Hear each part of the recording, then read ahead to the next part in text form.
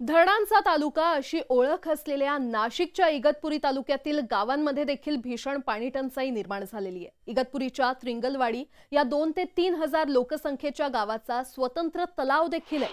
मात्र जलजीवन मिशन योजनेचा फज्जा उडाल्याने या त्रिंगलवाडीत गावासह आजूबाजूच्या 8 ते 10 वाड्यातील महिलांना 2 ते 3 किलोमीटर अंतरावर असलेल्या धरणावर हंडाभर पाण्यासाठी पायपीट करावी लागते आणि तिथे जावं लागते। धरणाच्या बाजूला 4 ते 5 फुटांचा खड्डा करायचा आणि त्या खड्ड्यात धरणाचं पाझरून आलेलं पाणी पिण्यासाठी घेऊन जायचं असा या महिलांचा दिनक्रम आहे। मात्र हंडाभर पाण्यासाठी तासनतास एका खड्ड्याच्या बाजूला बसून राहणं आणि हंडा भरल्यानंतर तो रणरणत्या उन्हात हंडा घरापर्यंत घेऊन जाताना त्या महिलांचा जीव कासावीस होतोय। दुष्काळाच्या याच भीषण अवस्थेचा आढावा घेतलेला आहे आमचे प्रतिनिधी लक्ष्मण घाटोळ यांनी।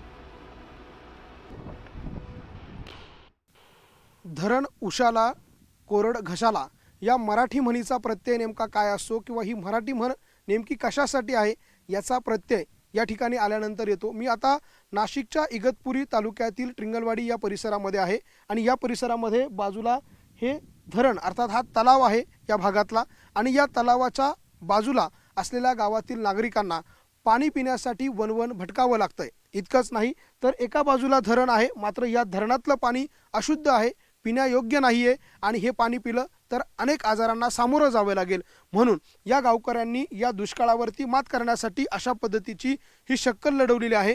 धरणाच्याच बाजूला अशा पद्धतीचा एक खोल खड्डा खोदलेला आहे आणि या धरणाचं पाणी जे आहे ते पाझरून या खड्ड्यामध्ये येतं आणि साधारणतः एक हंडाभर पाणी या खड्ड्यात जमा होण्यासाठी तब्बल 2 ते 2.5 तासाचा वेळ लागतो। अर्थात या दृश्यांमध्ये दिसणाऱ्या या सगळ्या महिला आपण बघतोय, या महिला सकाळी 6 वाजेपासून हंडाभर पाण्यासाठी अशा पद्धतीनं रांगेमध्ये बसलेल्या असतात। ज्या महिलेचा नंबर लागेल त्यानंतर 2 तास पुन्हा प्रतीक्षा करायची आणि त्यानंतर दुसरा हंडा भरायचा। अशा प्रकारची ही परिस्थिती नाशिकच्या इगतपुरी तालुक्यातील त्रिंगलवाडी परिसरामध्ये आहे। या महिलांना दिवसभर एक हंडाभर पाण्यासाठी बसावं लागतं, 2-2, 3-3 तास प्रतीक्षा करावी लागते। या महिलांशीच आपण बोलूया। ताई, तुम्हाला पाण्यासाठी कशा पद्धतीची प्रतीक्षा करावी लागते? हा सगळा प्रकार नेमका काय आहे? हे पाणी आपण का वापरत नाही? असा खड्डा का करताय? काय नेमकं हे सगळं? बोला बोला। ते पाणी खराब झालंय खड्यातलं म्हणून मग यातलं पाणी घ्यायला लागत चांगलं पाणी। ते खड्ड्यातलं पाणी खराब झालंय ना, मग आजार वाढत होते पाणी पिल्याने। तलावातलं पाणी पिल्याने डायरेक्ट आजार वाढतात। हा, आपण आणखी काही महिला आहेत त्यांच्याशी बोलूया। ताई, काय काय हा सगळा प्रकार आहे? तुम्ही कुठल्या गावातल्या आहात? किती दूरपर्यंत आलात या खड्ड्यातलं पाणी घेण्यासाठी?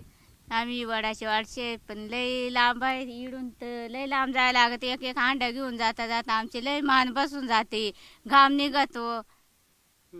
तुमच्या गावात पाण्याची दुसरी काही व्यवस्था नाही का? नाही, टँकर वगैरे येता का? नाही येते, टँकर नाही येते। आज एक बाजूला आपल्या मागच्या बाजूला एक आजी, आपण त्यांना विचारू, आजी काय अडचणी होत्या? टँकर वगैरे येता का तुमच्याकडे?